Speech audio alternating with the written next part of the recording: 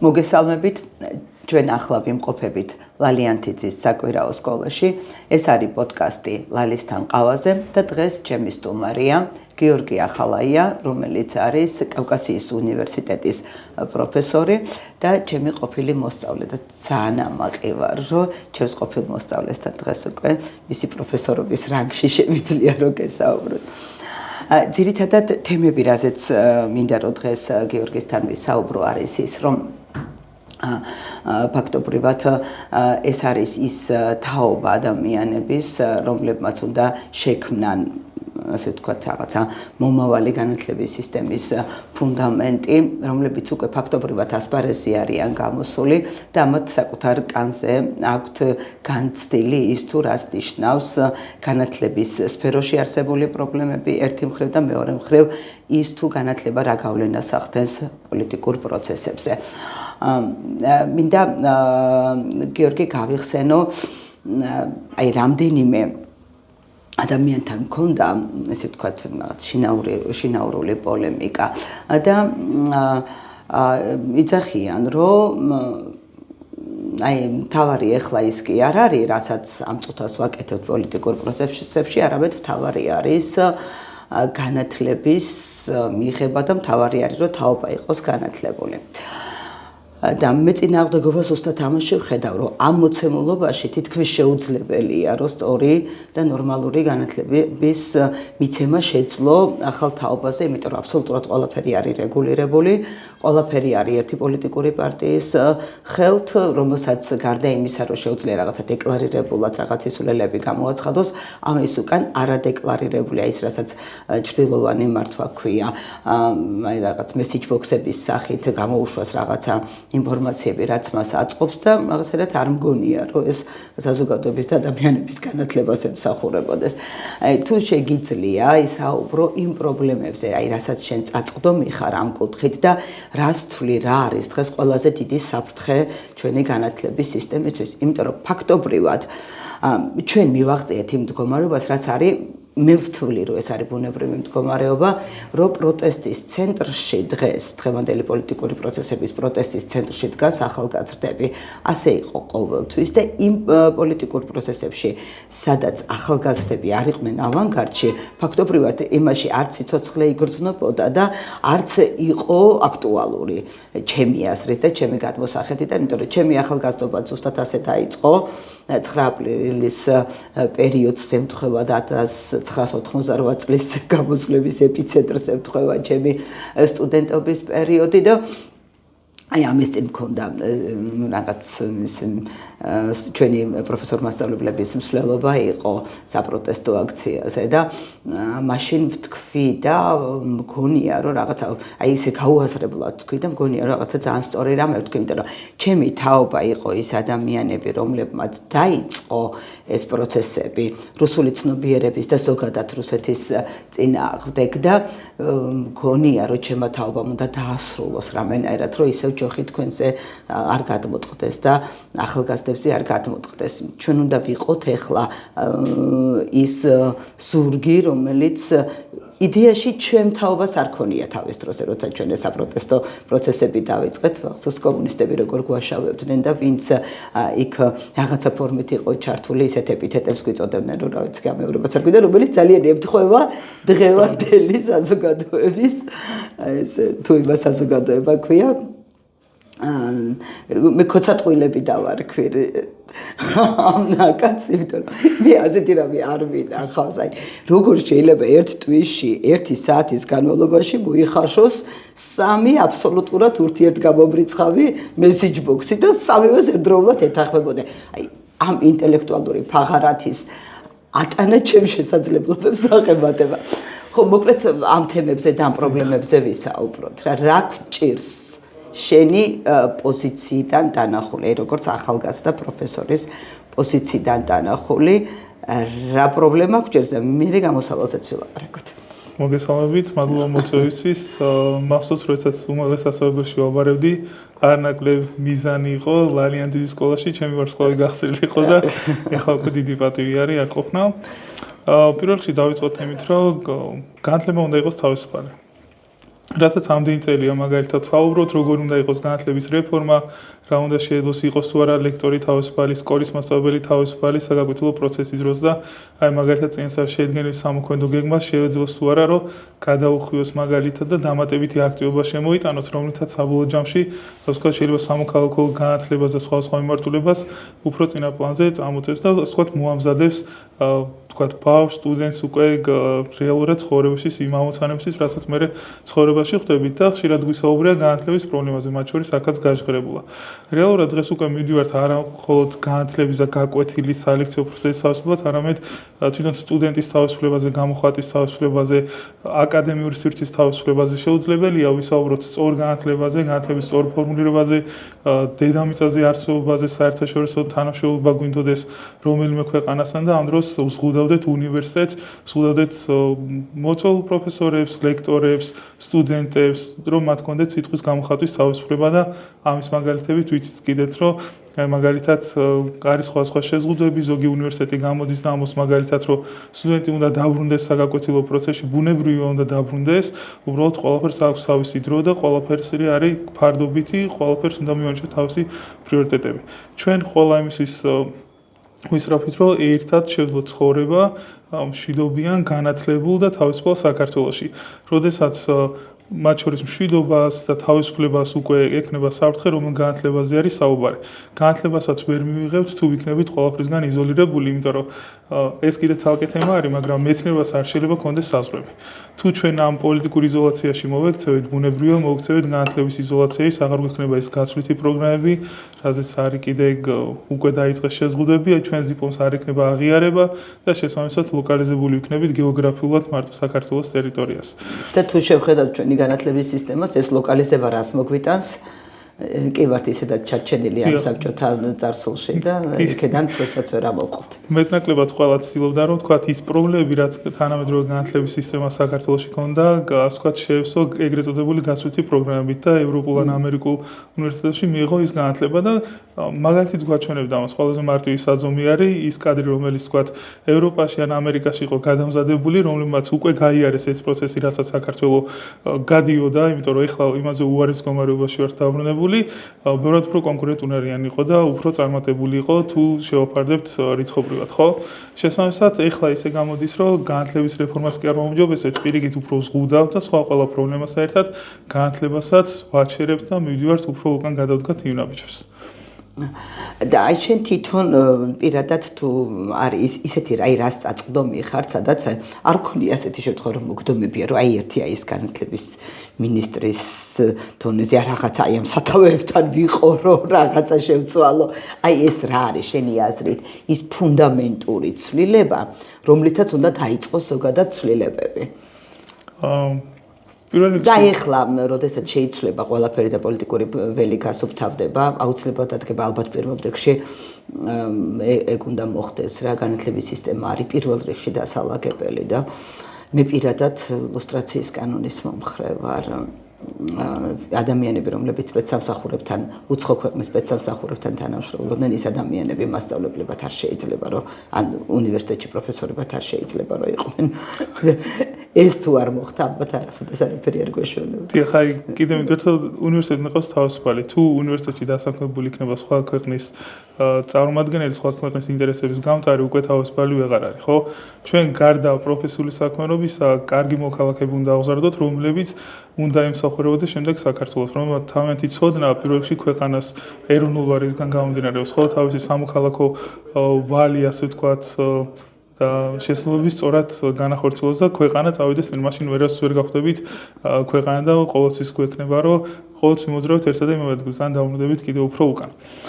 შესაბამისად, ამ კუთხით რა თქმა უნდა, სრულიად დამოუკიდებელი ორგანო უნდა იყოს და უნივერსიტეტს უნდა ქონდეს თავისი ავტონომია.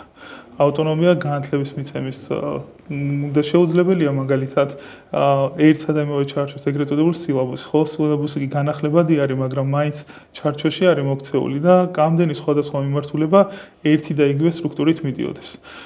ეს გამოიწვევს იმას, რომ ისევ ჩარჩოში მოვაქცევთ და ისევ გვექნებათ რაღაც მიმართულება ქვეყანაში განვითარებული, რაღაც შეზღუდული.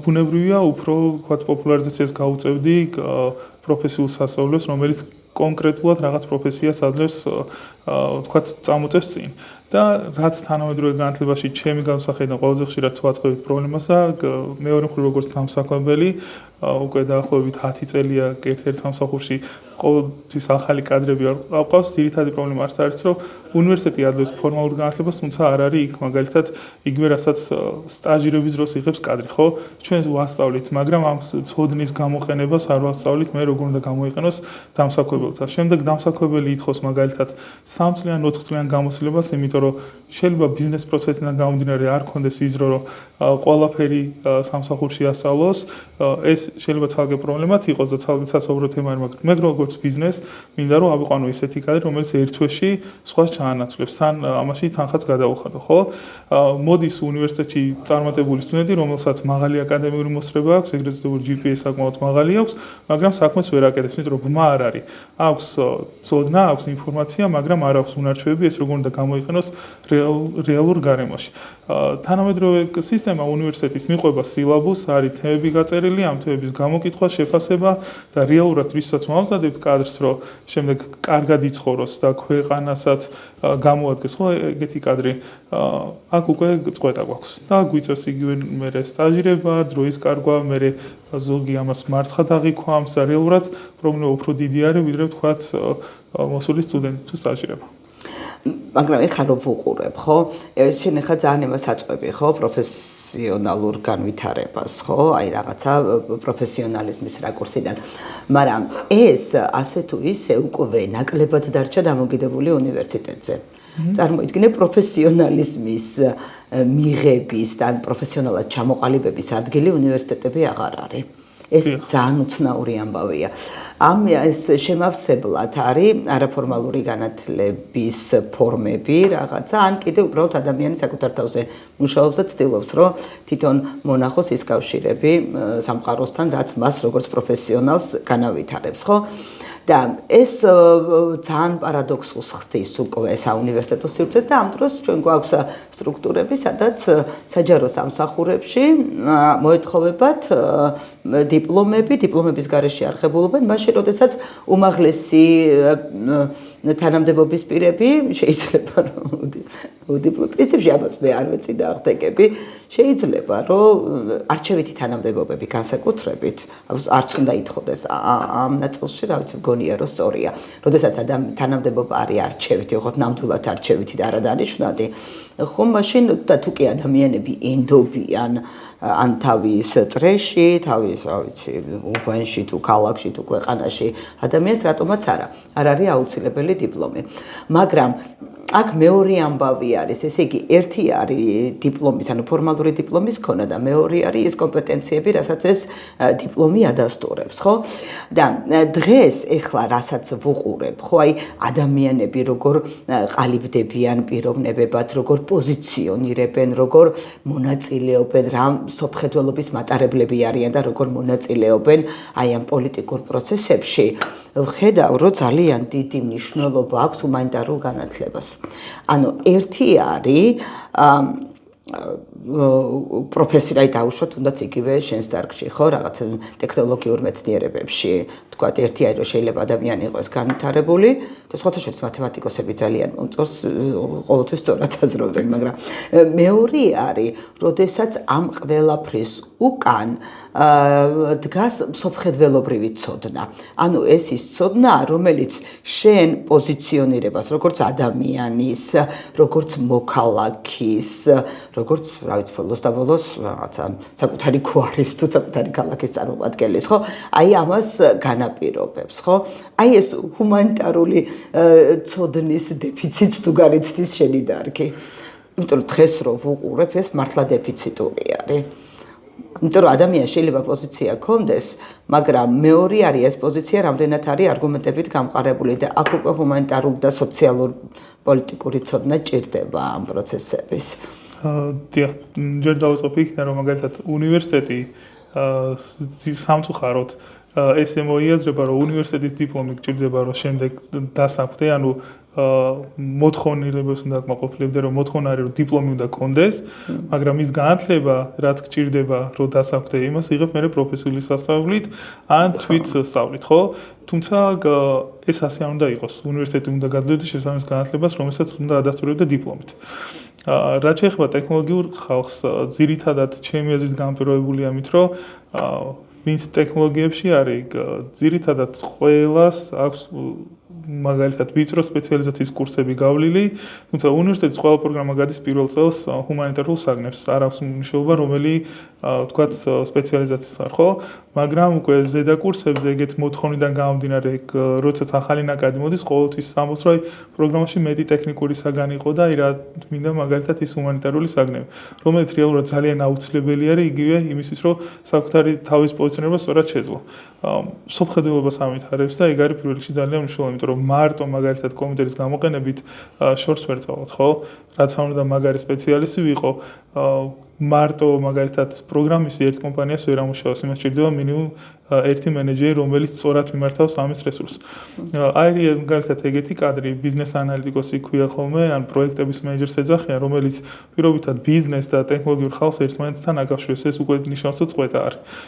ტექნოლოგიურმა ხალხმა არ იცის, როგორ უნდა ისაუბროს მაგალითად ბიზნესთან და ბიზნესმა არ იცის ტექნოლოგიურ ხალხს მათ ენაზე როგორ უნდა ისაუბროს, ამიტომ კიდე დამატებითი რგოლი გაჩნდა.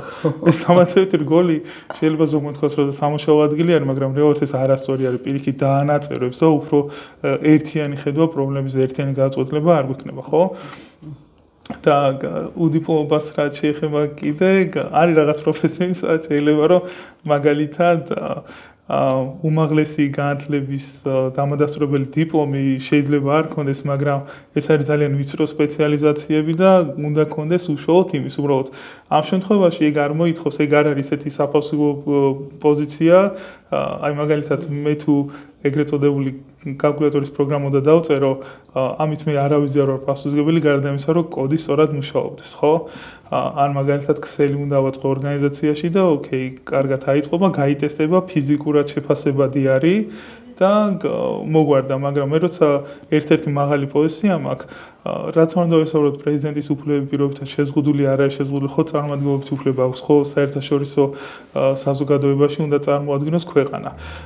ჩემი აზრით ეგ მომენტი ალბათ თავის დროზე არც დაუშვათ კონსტიტუციონალისტებს, რომ შეიძლება და პრეზიდენტი ყოფილიყო, რომელსაც უმაღლესი განათლება არ იქნებოდა მიღებული, ხო, მინიმუმ დამადასტურებელი დიპლომი. იმ დიპლომის იქით რა არის, მაგალითად ძველად რო იყო მართლმსაჯულების აღება, რომ ვერ ატარებდი, უბრალოდ ყიდულობდი. დიპლომზეც არის ახლა სამცხარო, უნივერსიტეტები, სადაც შეიძლება ჩააბარო და ვთქვათ, როგორღაც დიპლომი აიღო, მაგრამ შეუძლებელია რომ რაღაც ცოტა განათლება მაინც არ მოგცეს, ხო, უბრალოდ თუ ფორმალობამდე დავიყვანთ რაღაცებს, მაშინ ის ფორმალობა მაინც უნდა დავაკმაყოფილოთ. თუ არაფორმალობამდე მიყვავს, მაშინ განათლება და სხვა საზომი ერთეულები შეგვიძლია რომ შევაფასოთ და იქ სადაც მაგალითად ქვეყნის წარმომადგენელს არ აქვს მაგალითად დიპლომი, ხო, ამით არავის არ ვაკრინებ, რთული არის შემდეგ ახალგაზრდა თაობას, რომელსაც მაგალითად თავისი წარმოდგენა აქვს ცხოვრებაზე, ზოგის მაგალითად მეტ დაბრკოლება აქვს, ზოგს ნაკლები, მაგალითად ოჯახი უქმნის ყველა პირობას, ხო? ზოგს პირიქით იცის, რომ თქვა რაღაცა იმედგაცრუება ნახა. იმას შემდეგ დაუდასტრო, რომ არა უნივერსიტეტში უნდა ისწავლოს, იმიტომ რომ უნივერსიტეტში მიღებული განათლება ძალიან მნიშვნელოვანი არის და აუცილებელია, იმიტომ რომ მეცნიერება მნიშვნელოვანი არის, მეცნიერების გარშე ქვეყანა ვერ განვითარდება და ამ დროს ხედავ, რომ უდიპლომო თურმე შეიძლება ყველაფერი იქონდეს. აქ კიდე მეორე ცოტა ის არის, რა ქვია, უსამართლობას ვაწყდებით, ისევ წარსული გამოცდილებიდან, რომ თუ არ შეგიძლია რომელიღაცა ფედერაციის პრეზიდენტი იყო, იმიტომ რომ დიპლომი არ გაქვს, ან ვერ იყო მაგალითად სახელმწიფო სამსახურში დეპარტამენტის უფროსი, მაშინ როგორ შეიძლება რომ იყო პრეზიდენტი. ხო, ესეთი უსამართლოების შემდეგ მაგალითად მე უკვე შეიძლება ჩამოყალიბებული მაქვს ნებისყოფა, ჩემი მოსაზრება, ვიცი რა მინდა ცხოვრებაში მეტნაკლებად, ძალიან რთული კითხვა არის, მაგრამ მეტნაკლებად ხო ეხლა უკან ვერ დავაბრუნებ იმ წლებს რაც ვისწავლე, მაგრამ მაინც ვისწავლით. და ის ვინც ეხლა მოდის მაგალითად სკოლას ამთავრებს, უნდა უნივერსიტეტში ჩაბარება ან ფიქრობს რამდენად უნდა გადადგას ეს ნაბიჯი არ გადადგას, შეიძლება შესაბამისი პირობები ვერც აქვს და რაღაცა უწევს დათმობაზე წასვლა, ხო? იმისთვის ეგ კიდე დამატებითი დაბრკოლება იქნება. სხვა დაბრკოლებთან ერთად ქვეყანაში. ხო, მაგრამ ეხლა ნახე როგორ არის, მაგ ყველაზე დიდი პრობლემა ეხა გისმენდი და ძალიან ისიც სწორად დაალაგე.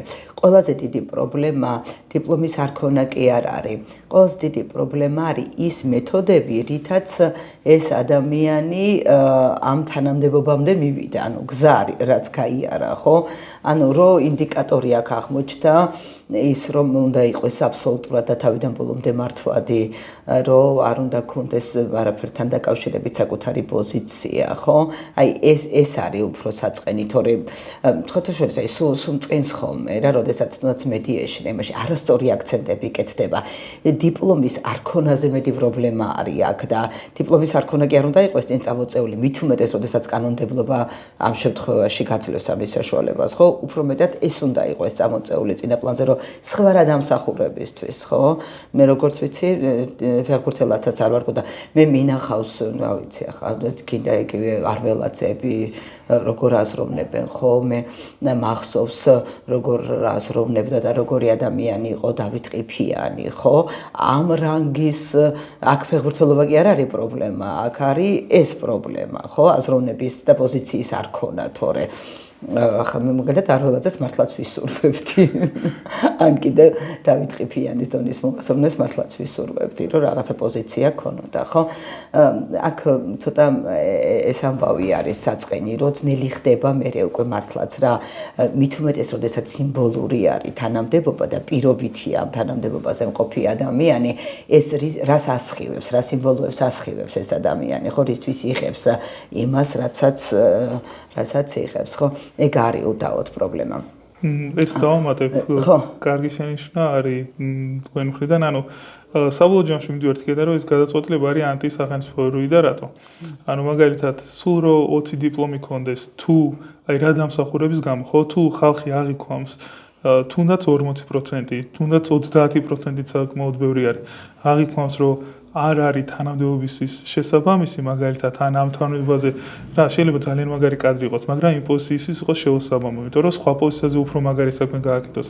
შეიძლება საგარეო საქმეთა მინისტრად ძალიან მაგარი იყოს, შეიძლება თავდაცვის მინისტრად ძალიან მაგარი იყოს, მაგრამ თუ არ ვიცით რის გამო არის იქ, მაგალითად, რატო არის პრეზიდენტი, რა საერთაშორისო საზოგადოებაში ბევრი მოკავშირე ყავს და საქართველოს წინ წამოწევს, თუ არ ვიცით რის გამო არის და უკვე გამოც რომ ვაკნინებთ პრეზიდენტის ინსტიტუტს საქართველოში და რაც უკვე ანტისახელმწიფოებრივი არის, იმიტომ რომ თვითონ მოსახლეობას არ უჩნდება ნდობა საკუთარი პრეზიდენტის მიმართ და როგორ შეიძლება იმან ჩემი ქვეყანა ყველაზე მაგარი გახადოს ქვეყანაში, ხო, რაც კარგები ვართ ქართველები ვართ, ხო, გვინდა და სადღეგრძელები ძალიან მაგარი გვაქვს. როგორ შეიძლება ჩემი ქვეყნის ინტერესები დაიცვას იმ ადამიანმა იმდენად, მაგრამ როცა საკუთარი მოსახლეობის მინიმუმ 30, 40, 50, რო არ თქვათ მეტი თქვათ 40%-იც კი რო იყოს თუ არ თulis ლეგიტიმურად და შესაბამისად ეს ხო არ არის მაგალითად კომპანიის დირექტორობა, რომ ბიზნესი არის და ბიზნეს ქვეყანაზე გვაქვს საუბარი, ხო? ეგ არის ერთ-ერთი მთავარი პრობლემა, რომ თვითონ გადაწყვეტილება არის უკვე არასწორი. რა პროგნოზები გაქვს? რას თვლი, რა იქნება სამომავლოდ? 2025-ში რა გველოდება? ამ შემთხვევაში პროგნოზების გაკეთება ცოტა გამიჭირდება, მაგრამ იმედი მაქვს, რომ ის ახალგაზრდები, რომლებიც გაიზარდნენ თავისუფლების ღირებულებით, რომლებიც რეალურად ის შედეგი, რაც თქვენს თაობას ჰქონდათ, ხო? მე რამდენად ვიწვლები ჩემზე ახალგაზრდები არიან, ხო, დაახლოებით 15-25 წლის ახალგაზრდებზე გვაქვს საუბარი. 30 წლამდე მაგალითად. ისინი რომელსაც სწორი ღირებულება აქვს, რომელსაც იციან რა არის სამშობლოს სიყვარული, რო არ უნდა გაიყიდოს არაფერზე, თუნდაც დროებით, თუნდაც პირად კეთილდღეობაზე, ძალიან ბევრი ახალგაზრდა ვიცი, ჩემს ირგვლივ, ვინცაც მაგალითად კარიერა ძალიან მაგარი აქვს, სამსახურიც კარგად აქვს, ოჯახური პირობებიც, მაგრამ მაინც იქ დგას. აქ მაგრამ ზედმეტი არის უბრალოდ იმად გასაგონად, რომ აი მარტო ის არის გამოსული, ვისაც 30 ლარს უხდიან, ეს ცალკე თემა არის, მაგრამ არა ხალხი იქ სწორი ღირებულების გამო დგას და ძალიან ბევრი ახალგაზრდა არის, რომელიც სწორად იბრძვის საკუთარი ქვეყნისთვის, ხო? და იმედი მაქვს რომ ის იმდენი შრომა რაც თქვენმა თაობამ ჩადო ამ ახალგაზრდებში არ დაიკარგებათ ყვილად და მალე დავრუნდებით სწორ ასე ვთქვათ პოზიციებას. მაგრამ პოსტსაბჭოთა ქვეყნისთვის დამახასიათებელია საბჭოური ცნობიერება ეს ჟონავს იცით ახალგაზრდებშიც და ხანდახან გაოცებული ვარ რომ აი 20 წლამდე ადამიანებში საიდან გამოყო თავი ამას რონებამ და ამ ცნობიერებამ ეს კიდე ცალკე თემა. ყველაზე მეტად რაც მე მაწუხებს ეხლა მართალი გითხრა რაღაცნაირად წელს არის ყველაზე ნაკლებად მაქვს ახალი წლის ემოციების განცდა და ეს არის ამის მიზეზი არის ის ადამიანები რომლებიც დღეს არის დაჭერილი ვინც აი ძალიან საპატივცემულო ადამიანები რაღაცნაირად თაობაში გამორჩეულები იქ არის იურისტები, ექიმები, სტუდენტები ჩვენი ქალაქელებიც არიან და რაღაცნაირად ეს ახალი წელი ჩემთვის არის როგორ ვთქვი როგორი ისა მაქვს იცით განცდა რომ აი მცხვენია იმისი რომ რა ვიცი ჩემი შვილი რო სახში არის და მე მშვიდად ვარ იმისი როთვის რომ აი რაღაცა კარგად ხარ და პრობლემები არ გაქვს აი ამის გამოსხივება აი რამდენიმე ახალი პროექტი მაქვს და დარეკლამება მინდოდა და რაღაცა ვერ მივეცი ჩემ თავს ამის უფლება რომ აი რა დროს ამისი რეკლამა როდესაც ამ ხელა პრობლემა აქვს ადამიანებს შვილები სატყავთ რას აკეთებს მისი შვილები რა ტიპის ზეწოლებს განიცდიან რა წამება გაიარეს აი ეს ადამიანები ხო პირდაპირ წამების მსხვერპლი არიან და ეს ძალიან კარგად ვიცის ეს საერთაშორისო ორგანიზაციებმაც აღიარა და რაღაც მინდა რომ ეს წელი დაიწყოს ამ ადამიანების გათავისუფლებით. ან იქნებ რამენაირად ჯერ კიდე არის დრო ახალ წლამდე და იქნებ ახალ წელსაც კი რაღაც მოხდეს ისეთი საოცრება. ხო ხდება რაღაცა ჯადოქრობები სამყაროში და ეს ადამიანები რომლებიც ასე უსამართლოდ არიან. ეხლა დღეს ციხეში მინდა რომ აი ამ რაღაცა ჯადოქრობის საგანი იყოს, რაღაცა უსასწაული მოხდეს, რომელიც შეიძლება ლოგიკას ეკვემდებარება და არც არაფერს და მოდი საშობაო სასწაულად ვისურვებდი ამას, რომ ეს მომხდარიყოს. ვისურვოთ, რომ ის ადამიანები, რომელთაც სხვებზე უფრო მეტად გამოხატეს კონკრეტულ მომენტში სამშობლო სიყვარული და უფრო მეტად ასე ვთქვათ, ამოშენ იმ ადგილზე სადაც უნდა გაეკეთებინათ ის სწორი არჩევანი, რაც გააკეთეს, ამის გამო იდევნებიან და იშებიან და ბევრი არის კიდე ირგვლივ სრულიად შემთხვევით შეიძლება ნებისმიერი იყოს მათ ადგილზე და დღეს ახლა ვინც გარედან უყურებს ამას როგორც ესეთ უბრალოდ პროცესს, რომელიც თითქოს და რაღაცა სეირის სანახავად ჭირდება აბსოლუტურად ყველას შეეხება და ეს კონტექსტ ყველას გააზრებული, რომ იქ ნებისმიერი ადამიანი შეიძლება ნებისმიერი ჩვენგანის ნათესავი ან ოჯახის წევრი შეიძლება იმ ადამიანების ადგილზე მოხვედრილიყო. აი შუაშისტებზე გავაკეთებ ერთ დამატებას, რომ შუაშისტები მგონი უბრალოდ არსებობენ, ახლა აქვთ პოზიცია, რომლებიც ემხრობიან თქვათ მთავრობის გადაწყვეტილებას, მაგრამ შინაგანი ბრძოლა აქვს, ხდებია რომ თლად სწორ გადაწყვეტილების ხარეს არ არიან და ამიტომ ცდილობენ თავიანთი პოზიცია გაამართლონ, რომ თითქოს არავის ხარეს არ არიან და უნდათ საქართველოს გაბრწყინება. როცა არის 0 ან 1, ან 0 ხარ, ან 1 ხარ, ხო? არ შეიძლება იყოს არც 0, არც 1, ანუ თან სიბნელეა, თან არ არის სიბნელე, ორივე ერთად გამორიცხული არის, ხო? სწორია ან არასწორია, ნახევრად სწორია. მე მაგათ ნახევრად სწორის ისა ქოცატყუილებს ვეძახი. ნახევრად სწორს ვიცი. ხო აი ტექსტ რო ამბობენ მე პოლიტიკაში არ ვერევი, მაგრამ უკვე ცხადია, ხო? გასტიშოს პოლიტიკაში არ ერევი, პოლიტიკა გერევა და გივარდება სახლში, ოჯახში გივარდება, ჯიბეში გიყოფს ხელს. უნდათ მაგალითად საქართველოს გაბრწყინება, განვითარება, წინძასვლა ყველაზე მაგარი ქვეყანა უნდა რომ იყოს და უნდა პოლიტიკის გარშე და პოლიტიკის გარშე ეგ წარმოადგენენ კიდე მეორე კატეგორიის ხალხი არის, ეს უნდა ითქვას, რომ აი მაგალითად ის მომხრე არის, რომ ის სწორ პოლიტიკას ატარებს ახლა ქვეყანა, ხო? ამ დროს მაგალითად სასწავლებელში საზღვარგარეთ აპირებს წასვლას, ოღონდ ისევ აი შვილები ყავს გაგზავნილი უკვე. კი. სამსახური ქვეყანაში არ მოწონს, იმიტომ რომ დაბალი ანაზღაურება და უცხოურ კომპანიაში მუშაობს და ანუ თუ ამდენი ინდიკატორი გაქვს, რომლის მიხედვითაც შენ ქვეყანაში ცხოვრება არ მოგწონს და განათლებას ვერ მიღებ, ვერ დასაქმდები, ცხოვრების პირობები ცუდია და ქუჩაში ხალხი მოწყენილი რატო დადის, ისე იგი რაღაცა არასწორად კეთდება, ხო? უბრალოდ პასუხის გაცემა არ უნდა საკუთარ თავთან აღერება და ამიტომ ითვლებიან, რომ იცი რა მე შუაში ვარ და მე არც ერთის მომხრე არ ვარ. ეგ იდეაში არის პროპაგანდის კარგი შედეგი, რომ აი ნაციონალი ხარ და იცვლება სირცხვილად და გამიშველი რაღაცა ვარ. ისე ეგეც ის არის, იცი, უკვე ძალიან მნიშვნელოვანი მიღწევა მორალური, როდესაც მართლა ხმამაღლა ვეღარ ამბობს უკვე ხელისუფლების მომხრეები უკვე ხმამაღლა ვერ ამბობენ, რომ ხელისუფლებას უჭერენ მხარს, იმიტომ რომ ყველა ხედავს, რომ აბსოლუტურად შემოიძარცვა მორალური საფარველი ამ ხელისუფლებამ და არაფრით არ არის იმ პირსისხლიან 9 წელზე უკეთესი ის, რაც ამათმა გააკეთეს. ძალიან დიდი მადლობა, მგონია საინტერესო გამოვიდა რა სიტყვა, ხო? ჩვენ ფინალურ ფაზაში გადავდივართ, ლალისთან ყავაზე ამ გადაცემის ერთ-ერთი მთავარი კერა და ფინალური ნაწილი არის, რაღაცა ორი სიტყვით ყავაზე უნდა თქვა, ყავა რატო არ დალია? ხო, აი უნდა მითხრა რა არის შენთვის ყავა და აი შენ ბათუმელი კაცი როცა აღმოჩნდი თბილისში, ყავასთან მიმართებაში რა განსხვავება დაინახე? პირველი 2 წელი ყავა დამქონდა ბათუმიდან. მივხვდი რომ კარგი ყავა იქაც არაფერი, წყალია განსხვავება. რაც არ და ბათუმიდან წაიღო თბილისში ყავას მაინც სხვა გებოაქ, ამ ბათუმურ ყავას. კი, მაგრამ მაინც აქედან განწყობის თეორიიდან გამომდინარე, მაინც აქედან დამქონდა და ყავით იწყება ყოველი დილა. ძილისინ და როცა გავიღვიძებ ყავასმავ და ძილისინაც ავაცნობად ყავა უნდა დავლიო თან. ყავით იწინებ კაცო. კი, თან აი ესეთი დიდი ჭიქით და არა პატარა ჭიქით. ყავა არის ურთიერთობა ალბათ ადამიანის შორის. მე რომ ბევრი საინტერესო თემის განხილვა შეიძლება ყავას. ხო, იმიტომაც გვაქვს ყავა ლალისთან. დიდი მადლობა გიორგი, დაგემშვიდობები, დავემშვიდობები ჩემს მაყურებელსაც. ჩვენ ეს არის ჩვენი ამ წლის ბოლო პოდკასტი. მე ახალი წლის მერე შევხვდებით და იმედი მაქვს, რომ შევხვდებით საქართველოში, სადაც ყველა ადამიანს ექნება საფუძველი იმისთვის, რომ იყოს ბედნიერი.